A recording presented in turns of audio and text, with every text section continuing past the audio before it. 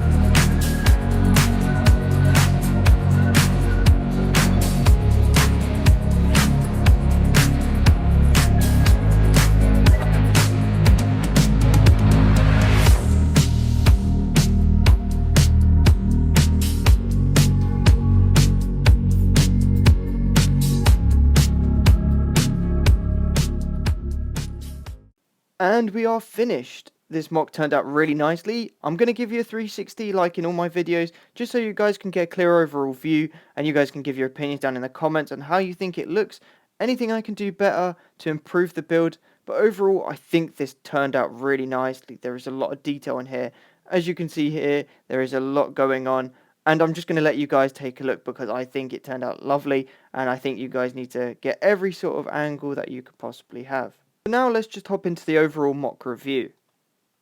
So for the overall mock review, I have to say this is awesome. I absolutely love this mock. I think it turned out really nicely. I like how all the textures come together and there is a lot going on. I sort of integrated the bunker into some sort of muddy mountain, I guess. I don't really know how to explain it, but I've integrated it into the mountain and I used a little bit of snot technique just to bring the mountain together to give it a little bit more height. As you can see here, I experimented with a little bit and I added an explosion, which looks insane. It just looks really cool. As you can see here, the clones are trying to rush the bunker and sort of get a demolition team in there to destroy it. The droids are defending it as best they can. As you can see, not much detail going on inside the bunker because I want the main focus to be the outside of the bunker. But I just love how this turned out. Like, I'm really happy with how it turned out. I think it turned out really nicely. I do really like how the texture turns out on the ground level with all the plants and all the green and the dark sand tan and all the plants just come together in this mock. I think it turned out really nicely. I think there is good contrast. As you can see, the clones there are infiltrating the bunker. I did add a little bit of sand blue just to give it a little bit more color. But overall, I'm fundamentally really happy with how this turned out. Please like, subscribe and share if you want to see more. Thank you guys so much for watching and I'll see you in the next video.